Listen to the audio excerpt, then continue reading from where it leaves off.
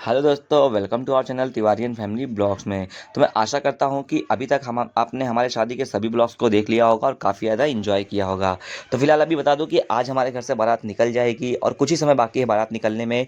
इसलिए यहाँ पे दूल्हे को नहलाया जा रहा है और दूल्हे का जो पाल का पानी है उसको हम बॉटल में ले लेते हैं, जो कि हम लेके जाएंगे अपने साथ बारात में। जी हाँ दोस्तों, ये यूपी का रीति रिवाज है कि जो दूल्हा नहाता है उसके सर का पानी हम लड़की के साइड ले जाते हैं और लड़की वालों को देते हैं और उससे लड़की भी नहाती है। तो मैं आपको बता दूं कि जो यूपी की शादी का कुछ रीति रिवाज है मुझे भी समझ में नहीं आते हैं। अगर आपको समझ में आते रहे तो आप कमेंट करके बता सकते हैं। तो अब दूल्हे साहब यहाँ पे नहा चुके हैं और जो इनके हाथों का कंगन है जो शादी के पहले हम बांधा जाता है, उसको लगने के बाद दूल्हा कहीं नल पे नहीं आ सकता है, कुएं में नहीं आ सकता है, नहर के पास नहीं आ सकता है। तो ढीला हो गया था, इसलिए हमारे विनोद भाई इसको सही कर रहे थे। और इसी बीच हमारी मम्मी आती हैं, बुआ जी को कुछ नेक दे देती हैं, क्योंकि बुआ जी ने नहाने का काम कराया था दूल्हे साहब को। अब इनके नहाने को कार्यक्रम को देखने के लिए आप देख सकते हैं कि हमारे यहाँ पे सभी भाई जुटे हुए हैं, काफ़ी ज़्यादा एक्साइटेड हैं कि जल्दी ये नहाए रेडी हो, उसके बाद हम भी रेडी हो फटाफट। तो हम दोस्तों बहुत ही ज़्यादा एक्साइटेड है बात को लेकर कि हमारी बहुत बड़ी फैमिली है और पूरी फैमिली यहाँ पे बहुत ज़्यादा एंजॉय करने वाली है। आप देखेंगे इसके बाद हम चौरा माई पे जाएंगे और वहाँ पे बहुत अच्छा डांस हुआ है। सभी भाई बहनों ने मिलके, भाभीयों ने मिलके, मम्मी लोगों ने मिलके बहुत अच्छा डांस किया हुआ है। तो पल कुछ समय में ही आने वाला है। इसके पहले दूल्हे साहब को रेडी करने का काम है। तो चलिए अब इन दूल्हे साहब को रेडी करने का कार्यक्रम करते हैं घर पे ले आने के बाद।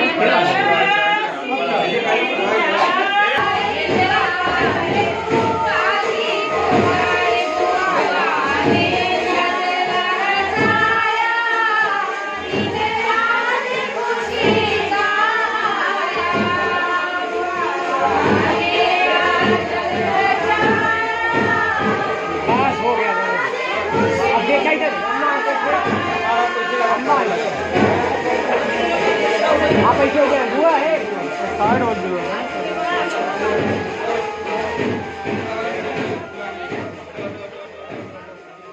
मेरा बांध के आऊंगा, मेरा वादा है।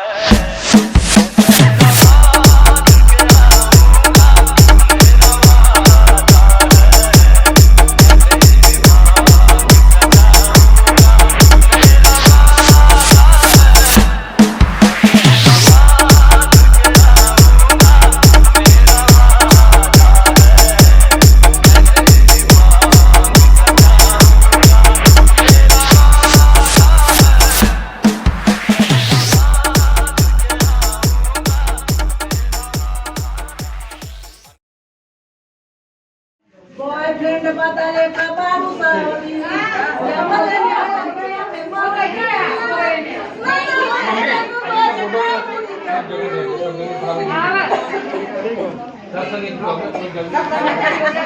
तो फाइनली दोस्तों अब बारात निकलने का समय हो चुका है और मैं जाते आते अपने दादाजी के साथ सेल्फी ले लेता हूं, क्योंकि दोस्तों कुछ सेल्फियाँ लेनी चाहिए जो कि बहुत ही यादगार होती हैं बुजुर्गों के साथ।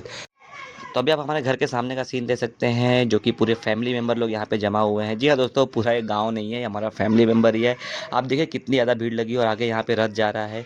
चलिए अब चौरा माई पे वहाँ पे हम डांस का एंजॉयमेंट लेते हैं और देखते हैं लोगों ने कैसा डांस किया है।